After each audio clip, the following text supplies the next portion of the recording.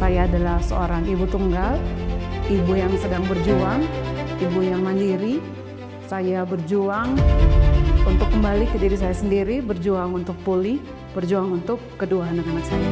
Disimpan, dipendam, buang waktu.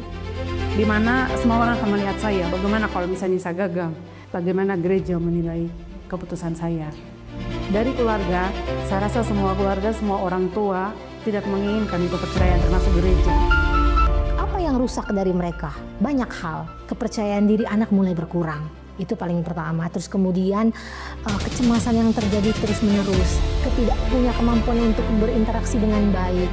Pembulian, di mana otomatis ketika dia takut memulai hubungan dengan orang lain, perilaku-perilaku yang dia timbulkan itu bisa menjadi dia toksik ke orang lain, atau orang lain yang melakukan perilaku-perilaku yang tidak baik ke dia. Itu biasanya muncul pembulian dan lain-lain.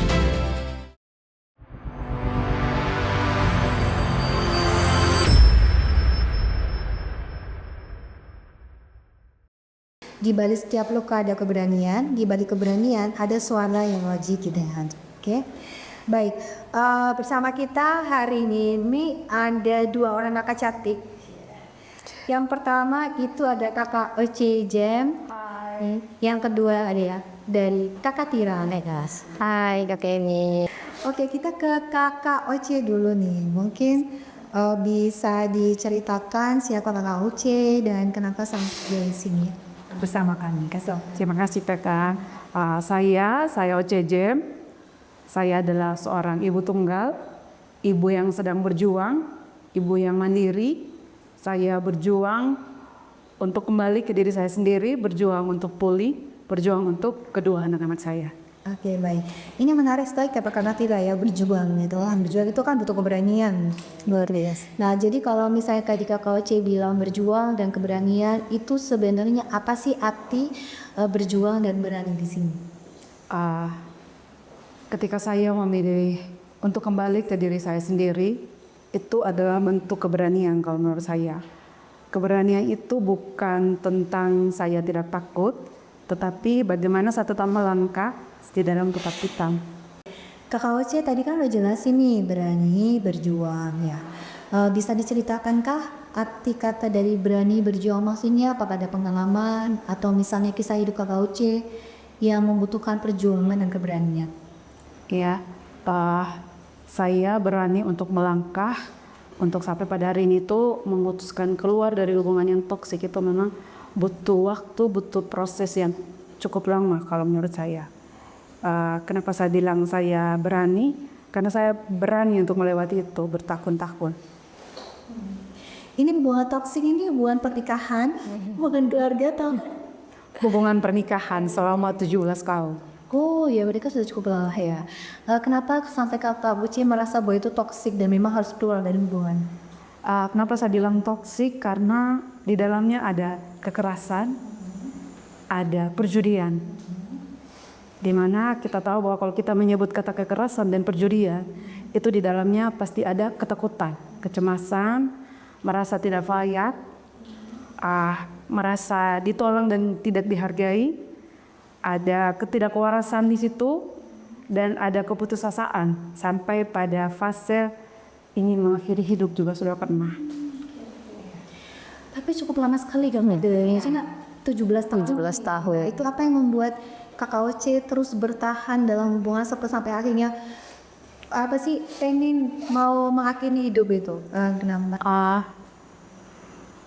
Saya masih tetap percaya dan saya selalu ingat bahwa pada saat saya menikah, saya sudah membangun komitmen saya dan saya menjaga komitmen itu selama 17 tahun. Saya masih tetap punya harapan bahwa suatu waktu dia pasti akan berubah, seseorang itu akan berubah. Tetapi pada kenyataannya saya tidak mendapatkan itu. Saya capek sendirian, saya berjuang sendirian. Saya menyelamatkan mental anak-anak saya. Karena ada beberapa kali konflik itu terjadi bahkan di depan dan disaksikan oleh anak saya yang pertama. Dari Kakak Oce sendiri, apa sih titik apa yang membuat Kakak Oce sadar, saya harus berbuat? Saya mungkin bisa ceritakan dari awal. Dari awal sejak saya mengetahui bahwa ada sesuatu yang tidak baik di dalam hubungan ini, saya berpikir bertahan itu adalah bentuk kesetiaan saya dengan bagaimana saya tetap mempertahankan komitmen, saya tetap memiliki harapan bahwa suatu saat dia akan berubah. Tetapi ternyata pengkhianatan yang paling menyakitkan adalah pada saat saya kehilangan diri saya sendiri. Saya bahkan tidak mengenal diri saya sendiri itu seperti apa. Ada banyak hal yang hilang dari OCJM menurut saya. Jadi saya sadar pada saat saya berpikir bahwa semakin saya memilih untuk bertahan, semakin saya kehilangan kebahagiaan saya dan juga kewarasan saya. Sampai pada akhirnya saya memilih untuk saya keluar. Ada kejadian khusus nggak yang membuat kakak, wih saya harus ini, maksudnya, ataukah itu dari pemikiran yang lama sampai kemudian saya memutuskan untuk bercerai? Ya, itu tadi kakak selama berproses itu memang tidak mudah. Saya berprosesnya itu lumayan panjang dari usia pernikahan kami yang ke-5 sampai dengan ke-17 yang terakhir kemarin itu tidak mudah melalui proses panjang. Sempat ada keraguan, takut saya tidak bisa untuk membesarkan anak-anak Siriang, terus takut dinilai gagal sama orang-orang atau komentar orang-orang, takut ada banyak ketakutan, ada banyak pertimbangan yang terjadi. Tetapi itu tadi saya sadar saya harus keluar itu ada di momen dimana saya layak untuk saya bahagia, saya layak untuk saya waras, saya layak untuk saya berkarya lagi. Bagaimana reaksi dari keluarga Kak Oci atau bahkan keluarga mertua ya, ketika mendengar masalah yang dialami oleh Kak Oci? Saya jujur kakak, jadi selama menikah itu saya dari sejak saya dibentuk mental saya sedari kecil, saya memilih untuk kalau saya masih bisa menyimpan persoalan ini dan bisa menyelesaikan persoalan ini sendiri, saya tidak akan menceritakan itu kepada siapapun, termasuk keluarga atau kepada teman atau kepada siapapun. Saya berusaha untuk, dan saya juga orangnya teramat sangat menjaga nama baik. Apalagi saya juga bekerja di mana semua orang akan melihat saya. Bagaimana kalau misalnya saya gagal? Bagaimana kalau misalnya orang cerita saya, kau tampil di depan banyak orang terus, tapi kau gagal di kopiar rumah tangga. Itu ketakutan saya juga. Dan salah satu pertimbangan yang bikin saya ragu juga itu bagaimana gereja menilai keputusan saya. Nah, dari keluarga, saya rasa semua keluarga, semua orang tua tidak menginginkan itu perceraian, termasuk gereja. Tetapi itu tadi disimpan, dipendam, bom waktu. Nah, pada saat bom itu meledak, terpaksa saya harus menyampaikan ini ke keluarga. Respon keluarga pada saat itu juga tetap dengan kami tidak menginginkan kalian untuk bercerai karena mengingat ada 2 malaikat yang harus kalian jaga bersama. Dari situ saya memilih untuk saya keluar, saya jauh, saya keluar dari rumah, saya pindah bersama kedua anak-anak saya. Saya membiarkan diri saya sendiri untuk berpikir, karena biar bagaimanapun yang memilih pasangan saya kemarin adalah saya. Saya yang juga harus memutuskan itu sendiri. Saya tidak mau melibatkan keluarga, saya tidak mau melibatkan teman, karena jika suatu saat mungkin terjadi sesuatu, pasti saya akan menyalahkan orang lain. Jadi memang bahwa keputusan ini adalah murni keputusan saya sendiri atas dasar kesadaran saya bahwa saya layak untuk tidak diperlakukan seperti itu lagi. Saya layak untuk bahagia. Kehidupan saya tidak berakhir di sini. Saya masih punya 2 orang anak yang harus saya perjuangkan. Masa depan mereka juga saya berjanji untuk tidak sampai di sini. Kamu masih bisa berkarya, kamu masih bisa menjadi anak yang tumbuh dengan baik dan sehat, walaupun hanya dengan 1 orang tua, bukan orang tua YouTube. Itu. Oke, baik.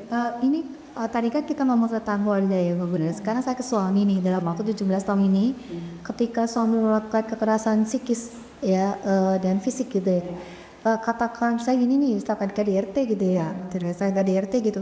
Apakah ada minta maaf? Saya itu kayak seperti apa sih kalau psikologi itu kayak berulang gitu ya. Jadi perilaku terus buat lagi gitu. Itu begitu seperti itu kah Fakausi atau masalahnya ya udah jahat terus ya itu?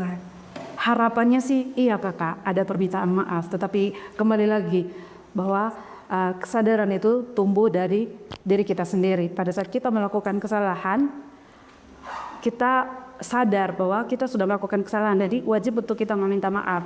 Nah, saya berpikirnya, Kak, ketika saya melihat lagi atas semua kejadian-kejadian konflik demi konflik, bahwa apa yang terjadi dengan saya maupun dia adalah bagaimana dia itu disebabkan karena bagaimana dia diproses dan dibentuk mentalnya dari dia kecil maupun sampai sekarang. Saya tidak menjudge atau menghakimi dia, tidak, tetapi kalau ada kesadaran itu tentunya ada permintaan maaf. Dan kekerasan demi kekerasan menganggap itu adalah hal yang biasa dan normal, itu kalau menurut saya itu sangat tidak sehat. Maka bukan tugas saya lagi untuk merubah karakter seseorang. Oke, baik, ke Kakak Tina ya. Kakak Tina tadi, tadi karena menurut saya sebenarnya soal bila macam itu kan mesti sadar sih ada kayak kami tinggal juga peran aja. Atau misalnya keluarga ya kehilangan fungsinya dalamnya. Oke, keluarga lengkap tapi hilang fungsi. Yang Kakak Tira ada kasusnya Pak Fauci ini. Pertama, sebenarnya kalau yang suami atau bapak mereka seperti itu dan psikologi itu apa istilahnya. Kemudian yang kedua ini Kakak Tira, bagaimana sebenarnya kondisi mental dari perempuan atau ibu ya, istri yang sedang tertekan ya, punya masalah kejiwaan, satu, dan kemudian yang kedua itu apa dampaknya terhadap anak-anak yang di dalam keluarga. Karena kan tadi dari keluarga bilang udah nggak usah cerai, itu dalam tiket pokok orang tua kan lebih bagus ini. Itu gimana kalau Kakak Tira? Baik, saya mungkin lebih menceritakan dan melihat ini dari sisi perempuan dulu ya. Dari kalau sisi perempuannya saya turut prihatin Kakak atas apa yang terjadi. 15 tahun itu bukan hitungan, itu 17 bukan hitungan hari, bulan dan apa yang kita bisa hitung dengan singkat ya, bertahun-tahun, berarti sudah ada trauma di situ gitu. Jadi kalau dalam relasi pernikahan mungkin ya terjadi KDRT, perselingkuhan dan lain-lain, bahwa kalau itu terjadi oleh laki-laki biasanya itu dia punya trauma bonding dengan orang tuanya. Biasanya waktu kecil dia tidak punya figur ayah dan sebagainya, tidak mendapatkan peran itu. Jadi ketika dia berkeluarga dia tidak bisa memberikan itu kepada anak-anaknya maupun kepada dirinya sendiri gitu. Saya seperti apa jadi laki-laki yang sebenarnya ketika saya sudah menikah dengan sebelum nikah itu saya harusnya seperti apa. Terus kemudian untuk perempuan otomatis si korbannya ini ya, entah itu mungkin kalau kita bicara konteks menikah berarti istrinya, yang dimana istrinya harus merasakan terus-menerus kesakitan ini, kecemasan-kecemasan yang dia simpan dan pendam gitu. Kalau untuk anaknya sebenarnya di mana-mana kalau sudah rusak relasi antara orang tua di dalam rumah itu, sudah pasti korbannya itu anak. Apalagi seperti tadi yang Kakak Oce cerita bahwa memang ketika mereka berkelahi atau bertengkar, ada terjadi KDRT di situ, anak-anaknya menyaksikan itu. Artinya kita sudah membuat luka untuk anak-anak di situ. Jadi memang saya punya beberapa kasus klien juga yang dimana anak-anak yang datang usia SMP sampai SMA, mereka selalu merasa bahwa saya punya rumah kakak, tapi saya merasa rumah saya itu bukan tempat yang saya pulang gitu. Jadi memang mohon maaf agak sensitif ya kakak. Kalau kakak mau ada rasa tidak enak, nyaman, menangis juga tidak apa-apa ya kakak ya gitu. Jadi memang mereka merasa bahwa mereka tidak punya peran sebagai anak, di mana peran itu adalah dicintai dengan tulus oleh orang tuanya, disayangi, kemudian rumah itu menjadi tempat yang mereka lari setelah mereka dari punya masalah dengan teman dan sebagainya. Malah rumah itu menjadi seperti neraka yang membakar mereka gitu. Jadi mereka ngerasa bahwa ada orang tua dan tidak ada itu lebih baik tidak ada sama sekali kakak gitu. Apa yang rusak dari mereka? Banyak hal. Kepercayaan diri anak mulai berkurang. Itu paling pertama. Terus kemudian kecemasan yang terjadi terus-menerus, ketidak punya kemampuan untuk berinteraksi dengan baik, pembulian, di mana otomatis ketika dia takut memulai hubungan dengan orang lain karena dia merasa bahwa saya tidak bisa melihat contoh di orang tua saya nih punya hubungan yang baik dengan orang bagaimana.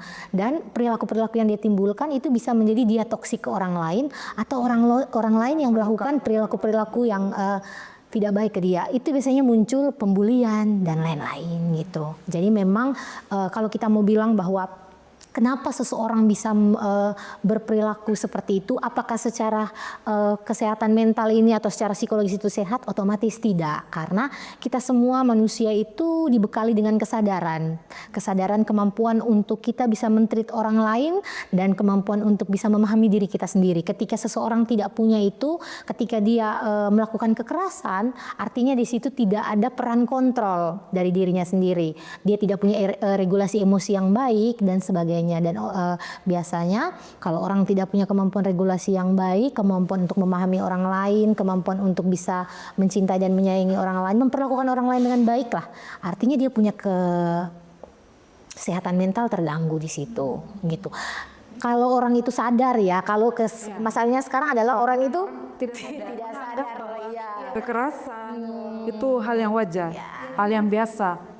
Saya rasa tiba karena kan gini, saya di Indonesia itu juga pegang program kesehatan jiwa ya.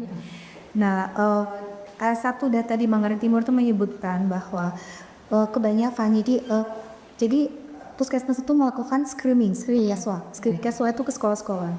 Dan menarik faktanya bahwa dari 10 murid, 2 murid itu terkena masalah kejiwaan yang kemudian parenting lagi, jadi handleless ya. Ada bapak tapi merasa nggak punya peran. Itu yang kedua, parentingnya sangat strict. Jadi kayak orang tua itu punya target, punya harapan, dan anaknya merasa tidak mampu memenuhi standar orang tua. Sehingga kemudian itu tadi bahwa merasa rumah itu bukan tempat yang nyaman untuk pulang. Ya. Oke, itu kalau dari Kakak Tira ada nggak strategi, maksudnya gini, ini kakak Oce ini kata ya syukurlah gitu, puji Tuhan udah los gitu ya. Tapi Kakak Tira ada nggak ini tips ya untuk orang tua yang punya masalah yang sama tapi belum bisa keluar gitu dari kondisi toksik ini? Nah itu apakah ada strategi ya? Itu kan strategi dari bapak atau mama ya mau toksik untuk meminimalisir dampak ke anaknya? Ya baik. Sayangnya sejauh ini yang datang ke saya itu malah korbannya, bukan pelakunya. Saya ambil contoh, ada kemarin anak SMP yang datang ke saya dengan mamanya. Ternyata dia punya luka parenting yang dari ayahnya. Ayahnya juga tidak punya kemampuan untuk menjadi seorang ayah karena memang dia juga fatherless waktu kecilnya, pola asuhnya dia punya perkelahian dengan bapaknya dan sebagainya macamnya. Akhirnya ketika dia menikah, dia tidak mampu memenuhi peran sebagai seorang ayah yang dibutuhkan oleh anaknya. Jadi kalau anaknya misalkan dia dengar anaknya berkelahi di luar dengan temannya, dia tidak menanyakan dengan baik dulu ke anaknya ini, terus kemudian iya dia langsung tempeleng, pukul dan sebagainya, dan anak ini punya trauma. Jadi anak ini tuh bukan berusaha untuk memperbaiki interaksi dia dengan teman, malah dia berpikir bahwa kalaupun misalnya saya berkelahi dengan teman, bapak jangan tahu.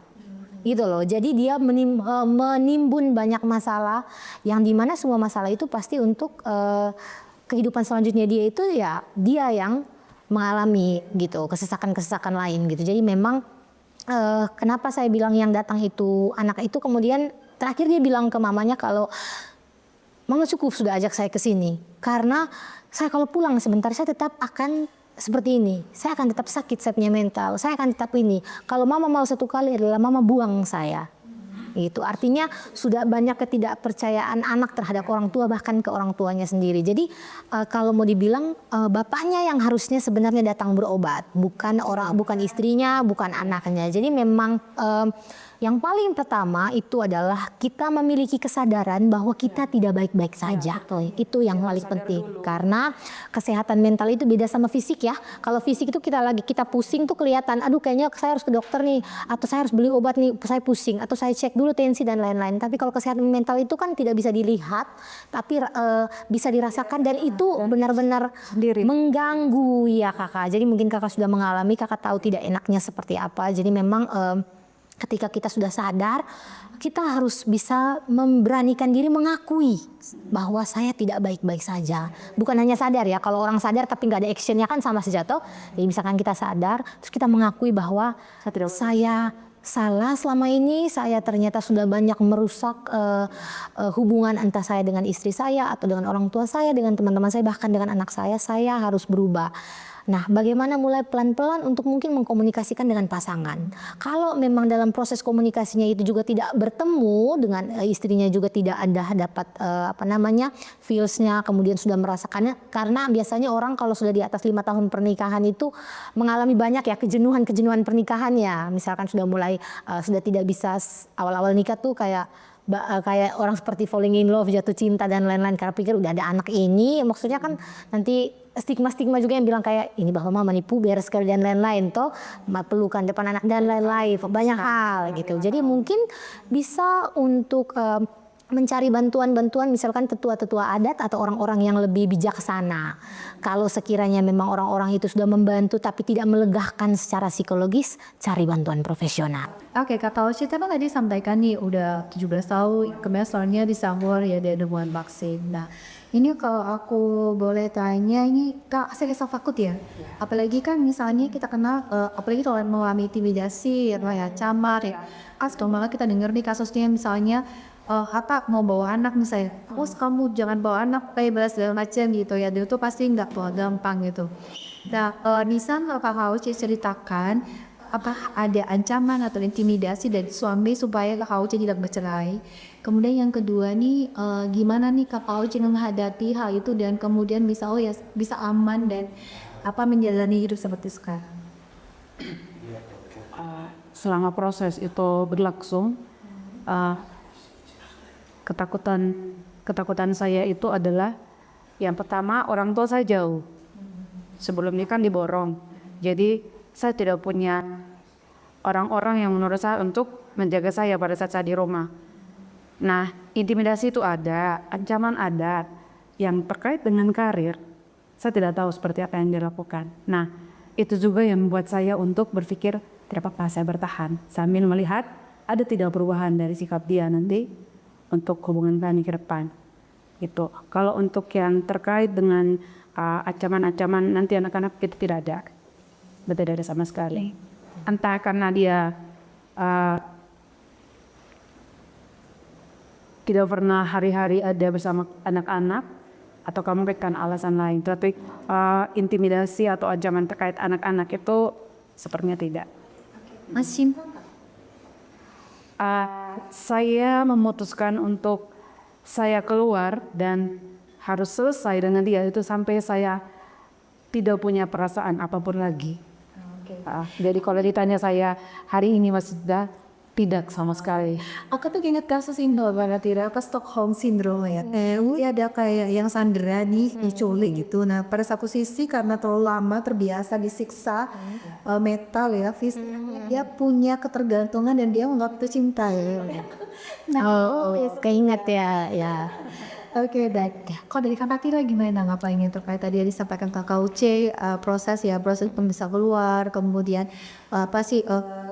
tekanan psikologis yang dirasakan dan dengan sikap suaminya itu gimana ya? Baik, jadi memang sangat luar biasa ya Kakak Oce, maksudnya memang mungkin kalau menurut orang lain proses untuk dia bertahan sampai dia keluar dari lingkungan yang toksik itu atau dari pernikahan itu tuh sangat lama ya, tapi lagi-lagi gitu, setiap orang tuh beda-beda ketahanannya. Ada yang tadi ternyata betul, kebanyakan biasanya istri dan ibu-ibu tuh pikir anak, terus kemudian lebih pikir kayak nanti orang lain lihat saya seperti apa di luar, karena biasanya resiko perceraian itu selalu yang disalahkan itu adalah perempuannya gitu. Iya, karena meskipun sebenarnya realitanya mungkin memang dua-duanya bersalah atau memang suami atau bapaknya yang bersalah, biasanya yang disalahkan tuh pasti ibu, karena biasanya ya dengan kita punya apa ya di sini ya, kita punya culture dan lain-lain, pasti akan bilang kayak kau tidak urus kau punya suami dengan baik, makanya kau punya suami begitu. Coba kalau misalkan dari awal kau tuh misalkan suami pulang kantor kau tidak merengut, suami bawa berapa sejak kau terima, bukan kau apa buka asa merengut terus menggerutu dan lain-lain. Kau suami pulang rumah berantakan, dan semua beban-beban yang sebenarnya itu bisa dilakukan bersama, jatuhnya itu adalah kewajiban istri yang lakukan, seperti bersih rumah dan lain-lain. Jadi tekanan-tekanan psikologis yang muncul dari berbagai arah yang menimbulkan si istri ini tidak bisa bernapas dengan lega gitu, karena dia merasa bahwa dia dihimpit banyak hal gitu. Dia merasa bahwa saya harus mempertahankan pernikahan ini karena saya tidak mau orang lain melihat saya gagal sebagai istri, saya gagal sebagai, dan itu lama ya Pak Coach ya bertahannya gitu. Di 5 tahun pernikahan pertama tadi ya, berarti 5 tahun pernikahan pertama baik-baik baik saja, berarti hitungan ke-6 ya.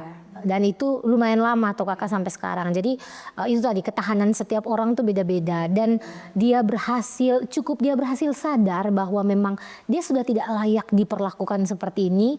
Dia sudah muak, dia sudah capek, karena itu tadi lagi-lagi kalau psikologi itu masalah psikologi, kita sebagai korbannya yang harus capek dulu. Iya. Kita yang harus benar-benar capek, sampai omongan orang ada misalkan masukan bilang kayak kau tidak perlu bertahan karena anak, karena anak itu dia bisa mencari kebahagiaan sendiri, justru anak bla tapi tidak bisa dan lain-lain. Tapi sampai terakhir dia merasakan bahwa saya tidak layak diperlakukan seperti ini, saya harus keluar dari sini gitu. Dan itu ada yang langsung bisa 6 bulan dari pernikahannya, ada yang sampai 1 tahun, atau bahkan ada yang sampai bertahun-tahun dulu gitu, karena banyak pertimbangan.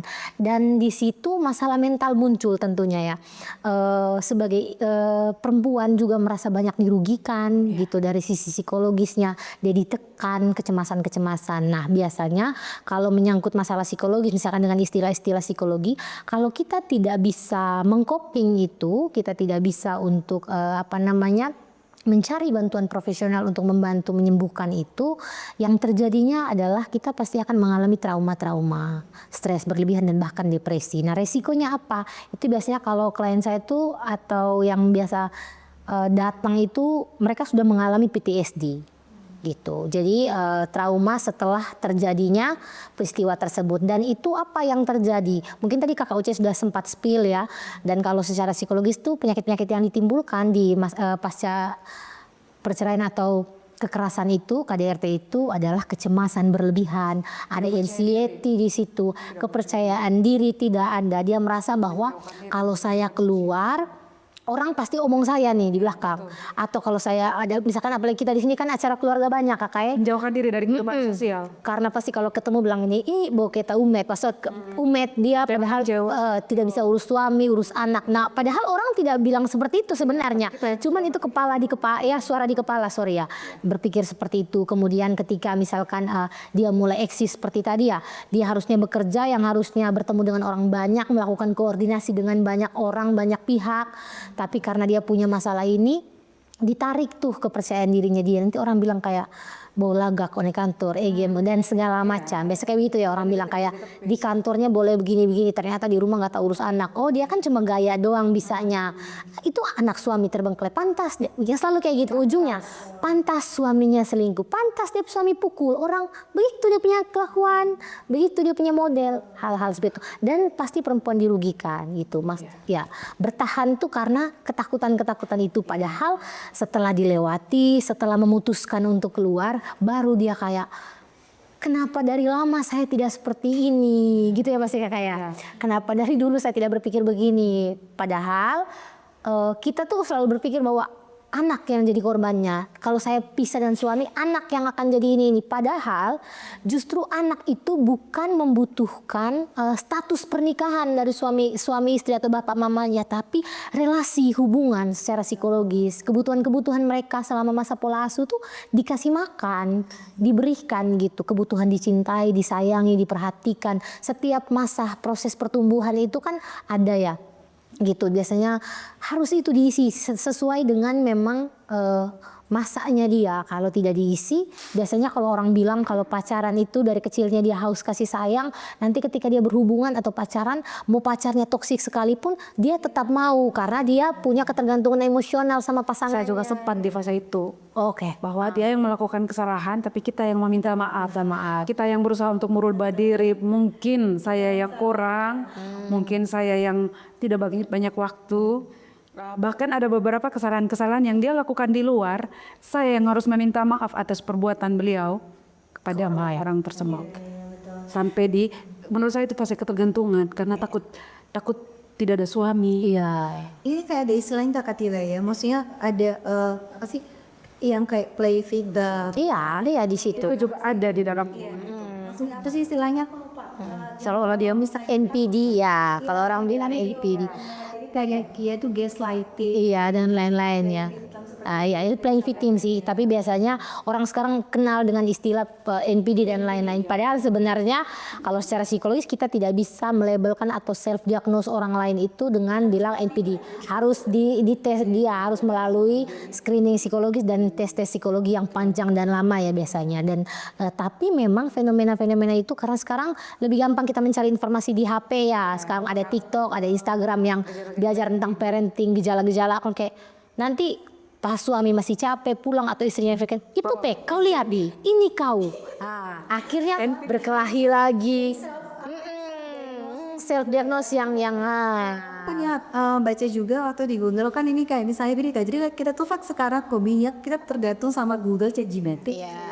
Untuk mendiagnosa sendiri yang ke Mamudok juga ada. Jadi konsep kami tuh udah gini, woi apa nih jalan, woi lu padahal saya sakit jari.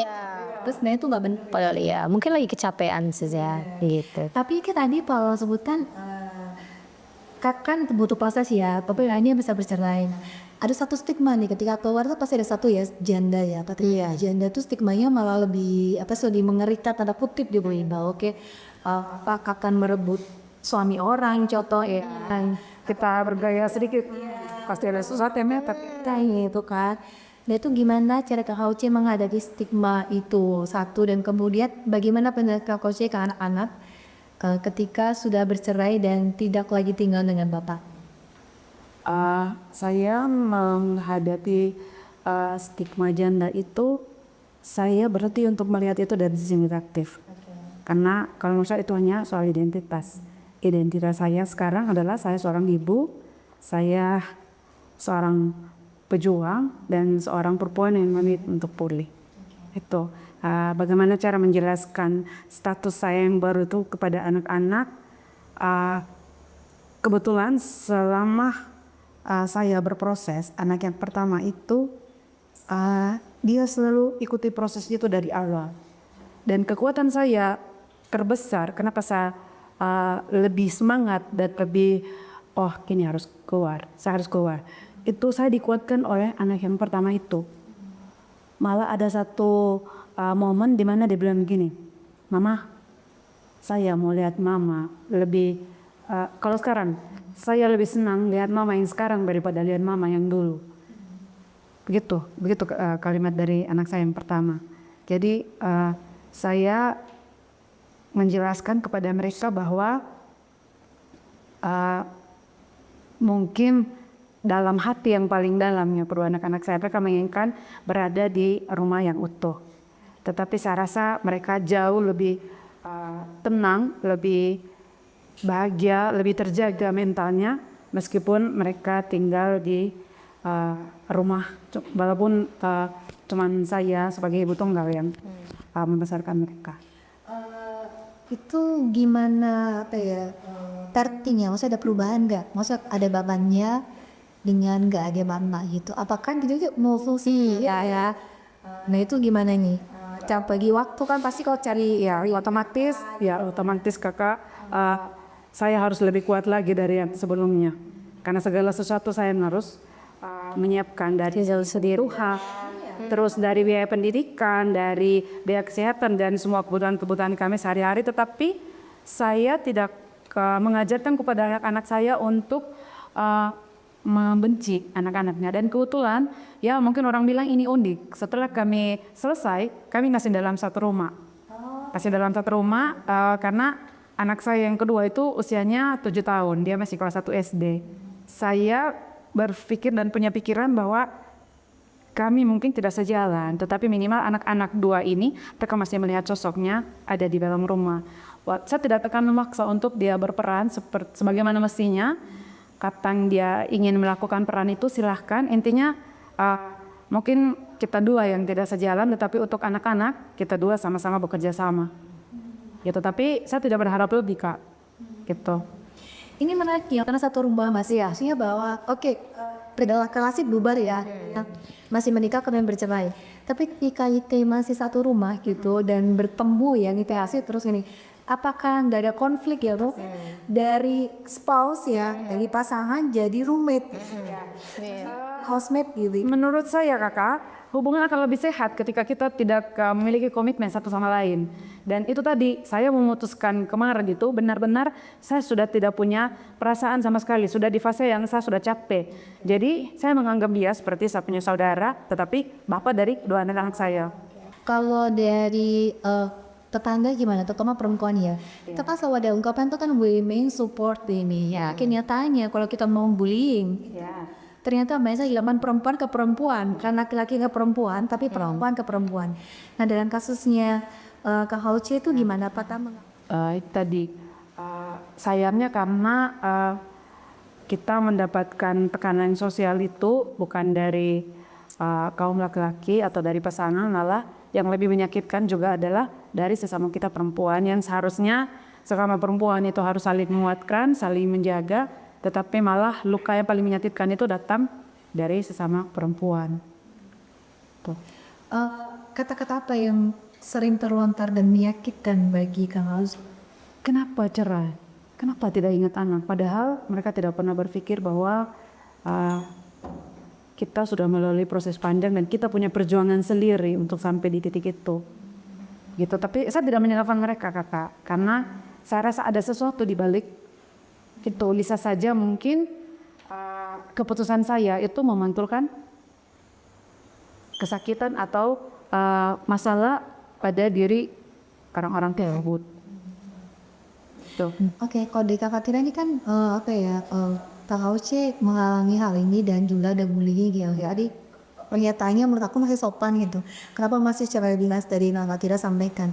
Apakah ada tips dan trik ya untuk perempuan yang di posisinya Kak Hauce tapi mengalami bullying yang lebih jahat ya dari sama perempuan ini? Baik, kalau dari Kak Uci sendiri luar biasa ya, sebenarnya dia bisa menanggapi itu dengan sangat-sangat luar biasa, menjelaskan ya, karena itu tadi mungkin proses sakit dan tersakitinya udah habis kemarin. Jadi kalau untuk perempuan-perempuan yang sedang mengalami dan masih belum bisa keluar dari masalah itu, jadi yang paling pertama saya cuma mau bilang bahwa jangan putus asa.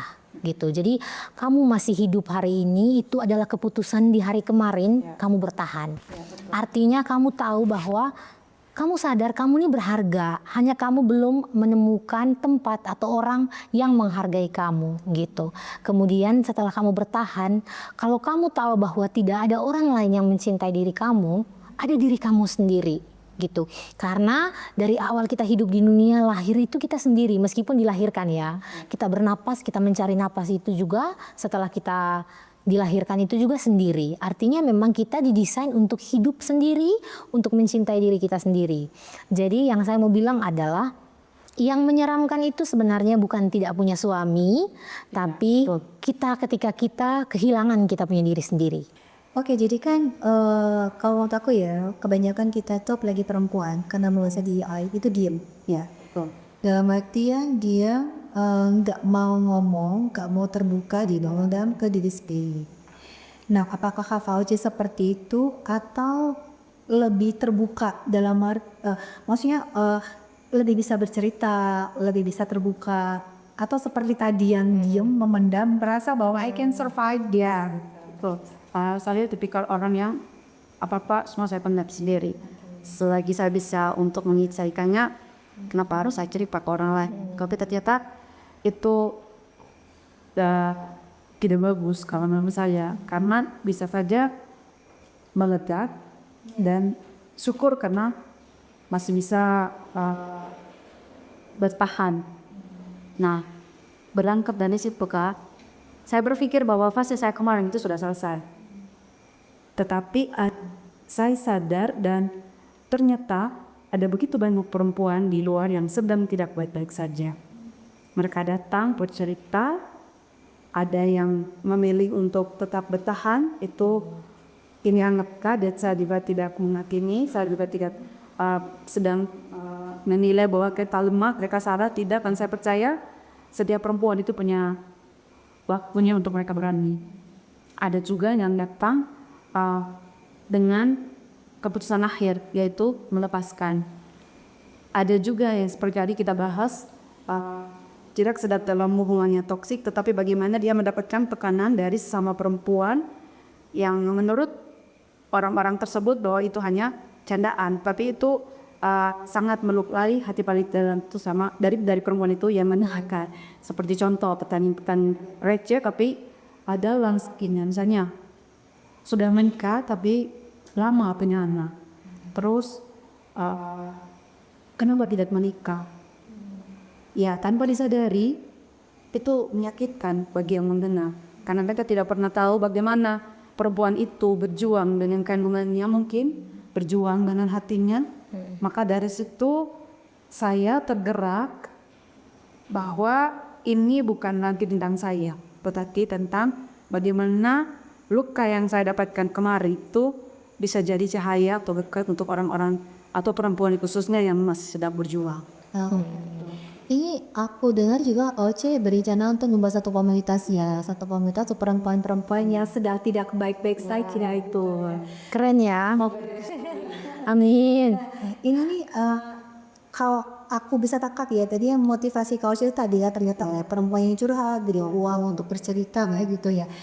Tapi apa nih yang membuat kau merasa di komunitas ini beda dan akan bisa memberikan apa sih terapi nih bagi perempuan yang memiliki pengalaman yang sama dengan Kang Aucin? Kenapa tetap ya? Kenapa saya bilang ruang poli perempuan atau komunitas koduri perempuan itu agak sedikit berbeda? Saya benar-benar hanya menyediakan telinga untuk saya mendengar. Saya bukan untuk memberikan solusi. Berangkat dari pengalaman pribadi saya pernah bercerita, tetapi kemudian cerita itu dikembangkan dan itu menyakitkan, itu menjadi sebuah fitnah. Maka dari situ, kenapa saya dengan perempuan cerita atau ruang poli perempuan itu berbeda? Saya jika direstui, saya akan menyediakan ruang cerita benar-benar ruang yang aman untuk perempuan dan cerita. Perempuan boleh datang dengan tidak baik-baik saja, perempuan boleh menangis, perempuan boleh jadi nabi itu tepat pulang dan tidak apa dia bilang saya lelah, karena saya tahu bahwa banyak perempuan yang memenjara semuanya sendiri, merasa bahwa dia kuat. Tuh, saya benar-benar ruang tempat nyaman tanpa perlu dihakimi. Sejauh ini nih berapa banyak perempuan yang sudah mempercayakan kisahnya ke Kakak Aucin?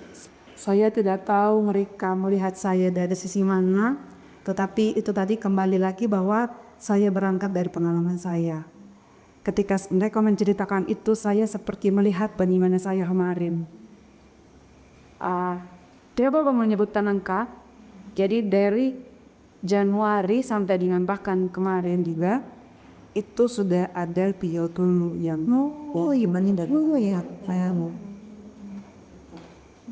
30 dan itu kan telinga mendengar ya.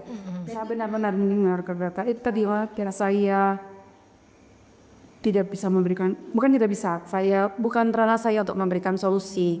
Makanya kenapa saya bilang saya tidak bisa bekerja sendiri juga nanti kalau misalnya impian ini berkembang.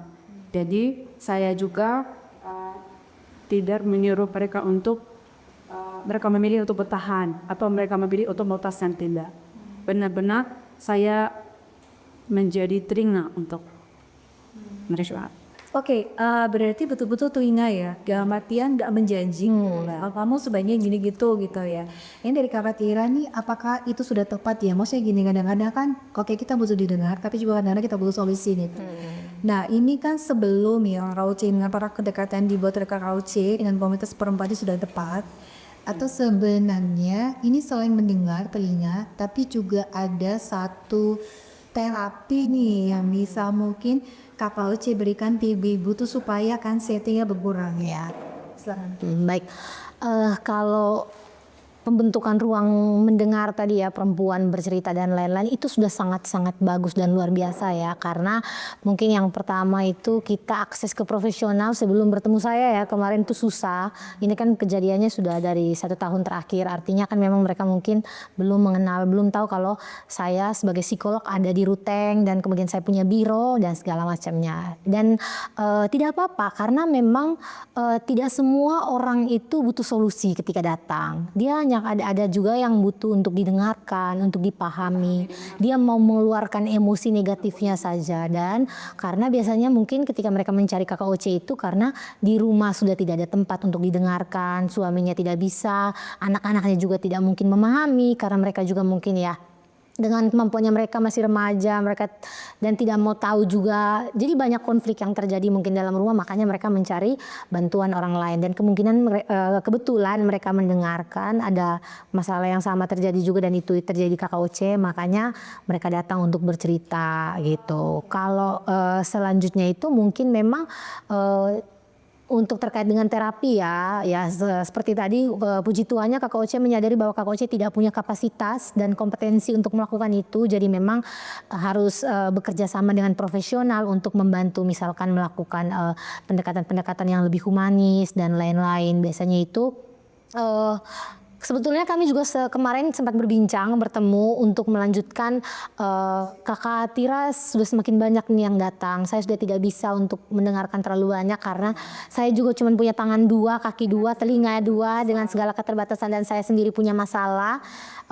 Istilahnya saya masih punya emosi yang negatif ada dalam diri saya. Ketika saya menyerap lagi, saya tidak tahu saya harus kemana itu gitu. Jadi kami berencana untuk saya dari sebagai narasumber dari Biro Psikologi Ruang saya, kami akan membuka kelas kedepannya itu tentang perempuan bercerita bersama saya narasumbernya sebagai psikolog juga. Jadi kita akan bercerita, saling mendengarkan, kita memberi ruang sebebas-bebasnya, seluas-luasnya, dan dibantu oleh Bengkel Gagasan juga. Yang menginisiasinya.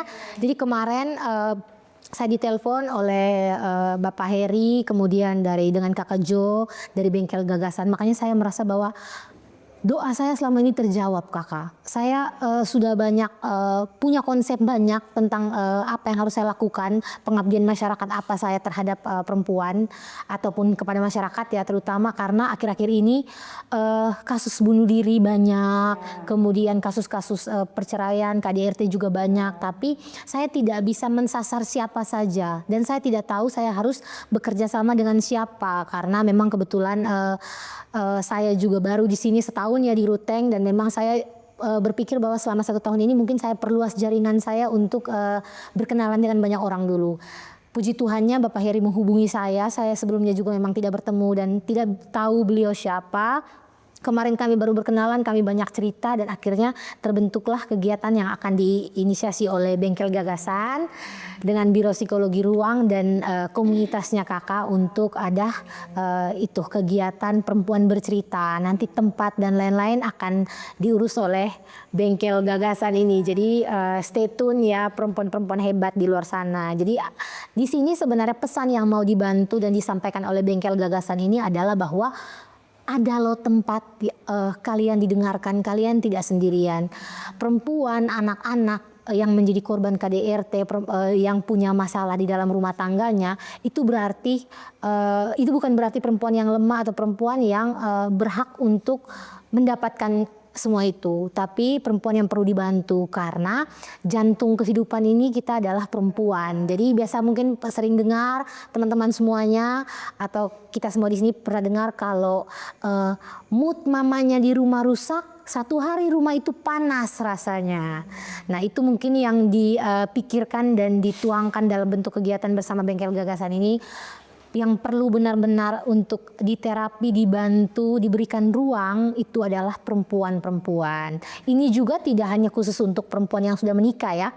Jadi Bengkel Gagasan ini juga memberikan ruang sebesar-besarnya untuk perempuan-perempuan yang belum menikah atau merasa bahwa mau menikah tapi takut, hal-hal seperti itu karena ada stigma-stigma di luar sana yang mengatakan bahwa perempuan harus begini, harus begitu, sebaiknya ini, jadi membuat mereka takut. Kemudian banyaknya kasus perceraian dan KDRT yang membuat mereka merasa bahwa sepertinya saya tidak usah menikah deh. Jadi kita benar-benar di situ ruang untuk kita meluapkan semuanya. Setelah tadi kan, marriage is scary. Iya. Jadi intinya adalah marriage is not scary kalau kita menemukan laki-laki atau pasangan yang tepat. Gitu. Oh, betul banget. Dan saya juga udah dengar bebas sekali Bengkel Gagasan. Bebas sekali, makanya luar biasa kita di sini saat ini gitu. Oke, tapi kalau dari Kak Oci ini sekarang kan udah bisa banyak bercerita ya. Meskipun dari saya juga, saya kagum juga sama Kak Oci karena nggak gampang itu pas sangkai dalam artian bahwa kita punya beban sendiri, terus tapi kita masih mau Mendengarkan untuk orang lain. pas apa orang lain, and that's cool. Iya. Oke, kalau Kakak Oci nih balik ke 17 tahun yang lalu nih, ya kan? Pas lagi pacaran, itu tuh mau ngomong apa nih sama diri sendiri pas masa lalu? Apakah harus mulai red flag misalnya ya kan? Atau gimana Kak? Kalau saya mau bilang, mungkin saya tidak menyesal saya sudah menikah. Saya berterima kasih karena masalah ini saya lebih kuat. Dan intinya saya lebih kuat dari yang saya kira. Saya menjadi pribadi yang tangguh. Mungkin kalau misalnya saya tidak dengan pasangan yang kemarin, saya mungkin tidak berada di sini. Ya, jadi selalu ada kah? Ya, ada di tiap kejadian yang kita terima. Luar biasa sekali Kak Oce. Iya, karena pasti nggak mengantak lagi dengan budaya patriarki kita kental itu luar biasa sekali juga menurut saya. Kalau untuk Kakak Tia, dari sebelum kita menutup sesi kita nih, untuk perempuan yang saat ini berada dalam hubungan yang saling menyakiti, toksik, tapi susah banget pengeluaran tuh. Nah, apa ini yang Kakak Tira bisa sampaikan ke mereka? Jadi yang saya mau sampaikan adalah untuk perempuan-perempuan hebat di luar sana bahwa tidak usah takut untuk keluar dari lingkungan toksik atau hubungan yang toksik. Jadi kalau saya menganalogikan itu ibaratkan luka. Jadi luka itu ketika kita terluka memang sakit ketika kita mengobati. Misalnya kena obat atau betadine dan segala macam kan pasti akan sakit ya. Tapi after diobati sakitnya itu akan berubah jadi kelegaan gitu. Jadi sudah tidak sakit, kemudian lukanya sembuh. Beda kalau kita tidak mengobati luka itu, kita tidak akan tahu infeksi apa yang akan terjadi dengan luka itu. Membusukkah? Bisa saja kalau lukanya itu di tangan atau di kaki, karena kita tidak sembuhkan, kita tidak obati, akhirnya kaki kita harus diamputasi, tangan kita harus diamputasi. Jadi berani untuk mengatakan tidak jika kamu memang tidak mau melakukan itu. Jadi kalau dalam hubungan kita sudah tahu pasangan kita sudah melakukan perilaku-perilaku yang sangat-sangat merugikan kita sebagai pasangan, menyakiti, berkata kasar, emosinya toksik, kalau marah-marah tuh maunya memukul, maki dan lain-lain, itu sebenarnya bukan rambu-rambu lagi, tapi itu sudah penyakit dan wajib untuk kita sadari kalau misalkan mungkin itu adalah emosi yang dia keluarkan karena dia juga namanya manusia ya, punya masalah dan lain-lain. Kita bisa berkomunikasi dengan pasangan kita untuk tidak melakukan itu. Tapi kalau perlakuan itu kita terima terus-menerus dalam hubungan, sebaiknya kita yang keluar dari lingkungan itu gitu. Karena seperti yang saya bilang adalah lebih baik tidak menikah tapi kita hidup dengan baik-baik saja atau tidak dengan orang yang salah ya. Karena resikonya adalah kita menyakiti banyak orang, menyakiti pasangan kita juga, memaksa dia untuk terus bersama. Karena biasanya kalau kita dalam hubungan toksik, awalnya kita sendiri tidak toksik, akhirnya berakhir kita juga akan toksik gitu. Nah itu kalau ada nih perempuan yang melihat podcast kita dan merasa bisa bersharing ya, bisa ngobrol, ada nggak hotline atau nomor HP yang bisa dihubungi untuk aku boleh dong cerita-cerita, ada nggak? Ada sih sebenarnya. Nah kalau aku sendiri sih di biro psikologi aku ada IG-nya Biro Psikologi Ruang, cari aja. Nah, itu nanti terhubung kok dengan WA kami gitu. Jadi nanti bisa gitu. Jadi kalau mau konseling atau butuh penanganan psikologi, kalau mau butuh butuh teman cerita juga bisa ke kami, karena sebenarnya kami juga banyak kegiatan-kegiatan yang gratis juga kami buat, kayak konseling gratis dan segala macamnya gitu. Cuman memang itu tadi kami mungkin kurang dipromosi karena kami juga baru di sini, dan biasanya awal-awal ini kami ngurus izin dan lain-lain tuh kemarin agak lambat ya Kak. Jadi memang kami bisa mulai beroperasi dengan normal itu mulai tahun ini, karena setahun kemarin itu memang kami juga melakukan banyak pelayanan seperti psikotes, kemudian pelatihan dan lain-lain, pengabdian masyarakat. Cuman mungkin memang itu tadi baru pertama, sampai KKOC aja yang sebenarnya butuh tenaga profesional nggak tahu saya, padahal sebenarnya saya sangat dekat keberadaannya dengan beliau loh ya. Gitu. Ada hari ini. Ada hari ini. Pasti sama Om Jo. Makanya kita terima kasih sama Om Jo, Mary dan tim Bengkel Gagasan yang sudah mempertemukan kita di sini. Kak Hausi, saya mengulangi pertanyaan tadi ya. Jadi kita mau menutup sesi ini, dan sebelum kita tutup, ada nggak pernyataan atau motivasi ya, inspirasi untuk perempuan-perempuan yang mengalami pengalaman yang sama dengan Kak Hausi? Baik, terima kasih untuk semua perempuan-perempuan hebat yang sedang berjuang di luar sana. Saya hanya ingin menyampaikan bahwa kalau bertahan membuatmu hancur, kamu boleh pergi. Kalau pergi membuatmu selamat, itu bukan kegagalan. Jika hari ini kamu merasa tidak berharga karena komentar orang lain, jika kamu merasa gagal karena pernikahanmu berakhir, jika kamu merasa sendirian, percayalah, kalian tidak sendirian. Kalian tidak rusak, kalian hanya sedang bertumbuh. Dan kami di sini, kita bisa berjalan bersama, menjadi suara untuk keberanian itu. Bukan untuk diri saya sendiri, tetapi untuk semua perempuan-perempuan hebat yang sedang berjuang. Peluk kuat untuk perempuan-perempuan hebat, kalian luar biasa. Oke, terima kasih banyak Kak Hausi. Saya sampai juga nonton HP ini. Saya juga nih pengen, sangat menggugah ya. Tapi kalau aku mau kira dari sisi Psikologi ya, betul. hari APG. Iya.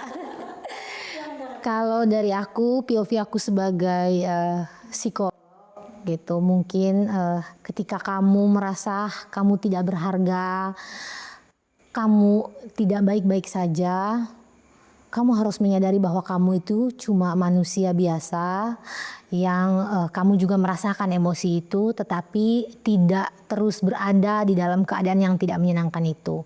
Cari bantuan profesional, cari orang yang bisa membantu kamu, dan pastikan diri kamu adalah yang paling kamu utamakan sebelum kamu membantu orang lain sih. Karena kalau kita bahagia, lingkungan di sekitar kita juga pasti bahagia, dan orang-orang yang kita tarik energinya juga pasti energi yang positif gitu.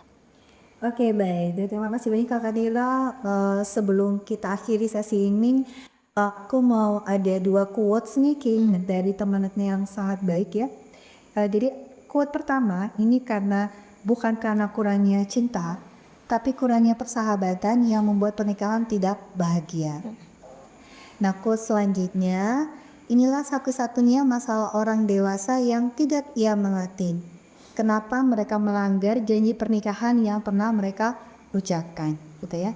Oke, itu 2 quote dari saya. Semoga bisa dipikirkan malam ini, untuk perempuan-perempuan di sana, perempuan-perempuan yang sangat luar biasa. Terima kasih banyak. Sampai ketemu di podcast lainnya. Selamat Hari Perempuan Internasional. Bye.